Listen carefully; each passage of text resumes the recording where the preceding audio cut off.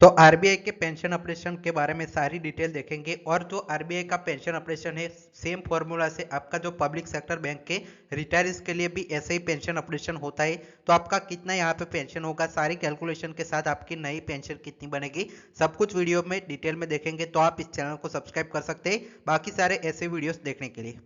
और हमारा Telegram channel भी ज्वाइन कर लीजिए जिसमें 3300 प्लस यहाँ पे रिटायरीज है वो ज्वाइन है। तो आपको यहाँ पे लिंक डिस्क्रिप्शन में मिल जाएगी या टेलीग्राम पर जाकर ये सर्च करेंगे @NoWithIts तो आपको यहाँ पे चैनल मिल जाएगा। चलिए अब थोड़ा डिटेल में समझते हैं कि आपका जो आरबीआई का पेंशन ऑपरेशन है वो कैसे हुआ। तो पेंशन ऑपरेशन बहुत लॉन्ग पेंडिंग डिमांड थी पब्लिक सेक्टर बैंक की और साथ में आरबीआई की।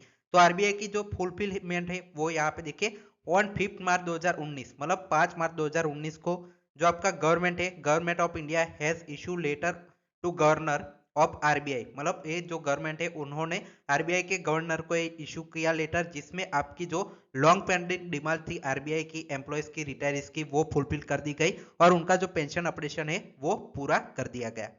तो ये डिटेल सर्कुलर है जिसमें गवर्नर को भेजा गया था और इसका जो कैलकुलेशन है सभी जो रिटायर्स थे आरबीआई के उनके लिए कितना यहाँ पे जो पेंशन है उसमें बढ़ोतरी की गई है, सारी चीजें इसमें डिटेल में यहाँ पे लिखी गई थी। तो आप जो पब्लिक सेक्टर बैंक का भी अगर पेंशन ऑपरेशन होगा तो गवर्नमेंट ऐसा इश्यू करेगी लेटर और ये पब्लिक सेक्टर बैंकों के यहाँ पे जो एमडी से सीईओ से उनको जाएगा और ऐसा आपका जो रिविजन है वो किया जाएगा।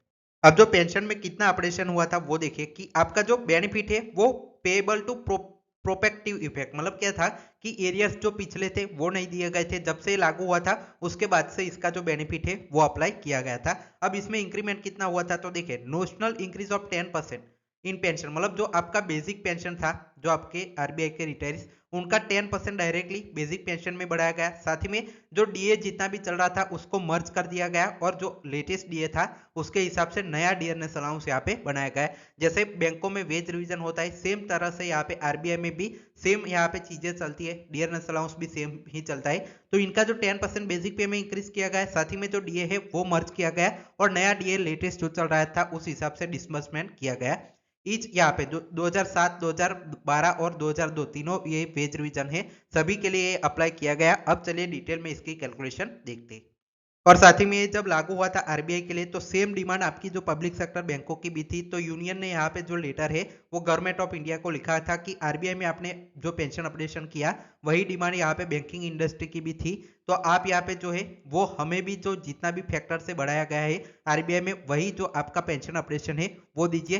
ये 2019 में 11 मार्च को ही इनकी मांग थी लेकिन इसको इग्नोर कर दिया गया और कोई भी जो पेंशन रिवीजन है वो पब्लिक सेक्टर बैंकों के लिए लागू नहीं किया गया। देखिए आरबीआई के फॉर्मूला के हिसाब से कितनी पेंशन बनी तो आपका मल्टीप्लिकेशन फैक्टर, मतलब जो आपका बेसिक पेंशन हुआ था उसमें कितना इंक्रीज करना है कौन से वेज रिवीजन के हिसाब से। जो आपके प्री रिटायरी 1 नवंबर 2022 2002 से पहले जितने भी रिटायरी थे, जितने भी वेज रिवीजन हुए थे उनकी अगर सपोज 100 बेसिक थी तो उनकी बढ़ाकर यहाँ पे डायरेक्टली जो आपका 2019 में जब से वेज जो आपका पेंशन रिवीजन हुआ उसमें डायरेक्ट 2019 में अगर किसी की सपोज 100 चल रही थी बेसिक पे उनका डायरेक्टली 363 बढ़ाया गया और साथ ही में नया जो डीए है वो अप्लाई कर दिया गया। सेम आपका जो 2002 से 2007 के बीच जो रिटायर्स थे उनकी 100 अगर बेसिक पे थी तो उनका डायरेक्ट 2.244 यहाँ पे फैक्टर से 244 डायरेक्टली आपकी बेसिक पेंशन इनको मिल गई। साथ ही में जो 2007 से 2012 के बीच रिटायर हुए उनका डायरेक्टली 176 आपकी बेसिक पे बढ़ाई गई, बेसिक पेंशन बढ़ाई गई और नया डीए इस पर एप्लीकेबल हुआ। उसकी चलिए डिटेल में कैलकुलेशन देखते हैं। साथ ही में एक और सवाल आपको आएगा कि 2012 से क्यों बढ़ाया गया, 2019 में अगर लागू हुआ तो बाकी यहाँ पे 2017 वालों का क्या। तो देखिए जो आपका ये जब आपका पेंशन ऑपरेशन हुआ था तब जो आपका 11 बीपीएस था, 10 बीपीएस 2012 में लग गया लेकिन 11 बीपीएस था वो 2020 में लगा तो वो पेंडिंग था।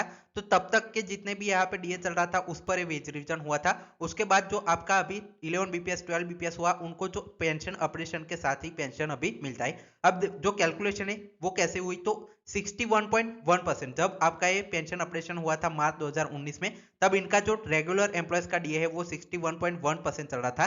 तो देखिए 10 बीपीएस की कैलकुलेशन इन्होंने कैसे किए थे, 2007 से 2012 के बीच जो रिटायर हुए उनका जो डियरनेस अलाउंस के जो आपके सीपीआई के पॉइंट से जो आपके डीए में वो बेसिक पे में मर्ज कर दिए गए। जैसे मैंने आपको कैलकुलेशन में समझाया था कि ये जो आपके पॉइंट है वो बेसिक पे में आपके डीए के पॉइंट मर्ज कर दिए गए और नया डीए यहाँ पे इनका जो है वो 61.1 के हिसाब से, मतलब जो बेसिक पेंशन अगर 100 है तो उनका डायरेक्टली 176 मिलेगा और नया डीए आपका जो चल रहा था 61.1 वो आपको यहाँ पे मिलना स्टार्ट हो जाएगा। वैसे इसकी कैलकुलेशन की गई।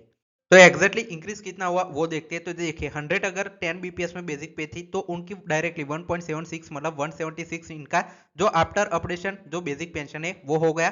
पहले इनका जो डीए था वो 151.8% चल रहा था 100 का, लेकिन जो आपका 2019 फरवरी के हिसाब से डीए 61.1 रेगुलर एम्प्लॉयज का चल रहा था वो नए बेसिक पेंशन पर मिलना स्टार्ट हुआ। तो 251 जो आपकी पेंशन बन रही थी उनकी 283 बनना स्टार्ट हुई, मतलब सीधा 12.6% का इंक्रीज है वो डायरेक्टली सैलरी ग्रोथ सैलरी में आपके जो 2007 से 12 के रिटायर्स को मिला। सेम आपका देखें जो आपके 9 से 10 बीपीएस है, मतलब 2002 से 7 के बीच यहाँ पे जो 2.44 मतलब जो 100 अगर बेसिक पेंशन चल रही थी उनको डायरेक्टली 244 बेसिक पेंशन बनी। पहले इनका डीए है वो 206% चल रहा था, वो डायरेक्टली यहाँ पे जो नए डीए के हिसाब से 61.1 यहाँ पे मिला। तो इनका डायरेक्टली जो 306 पेंशन बन रही थी पहले वो अपडेशन के बाद 393 बनी। तो 28.12% का जो ओवरऑल इंक्रीज है ग्रोस पेंशन में देखने को मिला। सेम जो प्री रिटायरी 2002 से पहले के जितने भी रिटायर्स थे उनका 3.63 मतलब अगर इनकी 100 बेसिक पेंशन थी तो 366 रुपीस मिलना स्टार्ट हुई। इनका 312 आपका जो है डीए चल रहा था 100 का वो नया डीए के हिसाब से 61.1 चला, मतलब 412 यहाँ पे जो पेंशन चल रही थी उनकी अपडेशन के बाद 584 रुपीस यहाँ पे बन गई, मतलब 41.94% यहाँ पे जो है वो ग्रोस सैलरी में इंक्रीज हुआ। वैसे जैसे जो आपके वेज रिवीजन बढ़ते गए वैसे जो इनकी जो पेंशन है वो यहाँ पे ज्यादा इनमें हाइक देखने को मिला। तो ये डिटेल कैलकुलेशन थी। अब चलिए जो ऐसा ही कैलकुलेशन पब्लिक सेक्टर बैंक में होता है तो कितनी बनेगी वो देखते हैं। एक और इंपॉर्टेंट पॉइंट देखिए, पेंशन है वो बहुत लंबे समय से पेंडिंग डिमांड है यूएफबीयू की। यूएफबीयू इसके लिए यहाँ पे लगातार मांगे तो अभी नहीं कर रहा है, इसके लिए रिटायरी से वही कर रहे हैं। यूएफबीयू का फोकस है वो पेंशन के रिलेटेड अभी बहुत कम हो चुका है। सिर्फ कोर्ट केसेस जो चल रहे हैं एमसी सिंगला केस और बाकी उससे थोड़ी बहुत यहाँ पे होप है बैंक पेंशनर्स को उनका यहाँ पे वेज रिवीजन हो।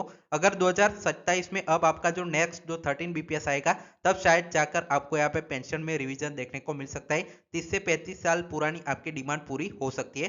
साथ ही में आपको एक्सक्रेशिया का अमाउंट है वो ऑपरेशन की जगह दिया गया था 12 बीपीएस में। वेनेवर गवर्नमेंट ये अपडेट पेंशन करेगी नेशनलाइज बैंक में मतलब पब्लिक सेक्टर बैंक एम्प्लॉयज को, तब ये फिटमेंट फैक्टर आरबीआई का जो रहा था वही सेम अगर आपका इंक्रीज होता है तो मैंने जैसे कैलकुलेशन बताई उस हिसाब से आपका जो कैलकुलेशन है वो आपके जो बैंक रिटायर्स है उनको देखने को मिलेगा। अब देखिए जो बैंक के पेंशन ऑपरेशन की बात करें कैसे यहाँ पे कैलकुलेशन होगा, तो मैंने कल ही एक वीडियो डाला है जिसमें बैंक पेंशन का कैलकुलेशन किया है। आरबीआई के जो फॉर्मूला अभी मैंने समझाया उस हिसाब से जो 1985 से रिटायर हुए 2025 तक उन सभी एम्प्लॉयज का अगर वेज रिवीजन होता है जो पेंशन ऑपरेशन आरबीआई के फॉर्मूला के हिसाब से होता है तो कितनी पेंशन बढ़ेगी, सारे एग्जांपल ए टू जेड से रियल एग्जांपल के साथ मैंने पूरा एक्सप्लेन किया है। तो चैनल पर जाकर ये वीडियो जरूर देख लीजिए, डिस्क्रिप्शन में मैं लिंक दे दूंगा, यहाँ पे स्क्रीन पर आपको ये वीडियो दिख रहा होगा, उसमें कैलकुलेशन है वो डिटेल में की है, आप चैनल पर जाकर देख सकते हैं। Thanks for watching.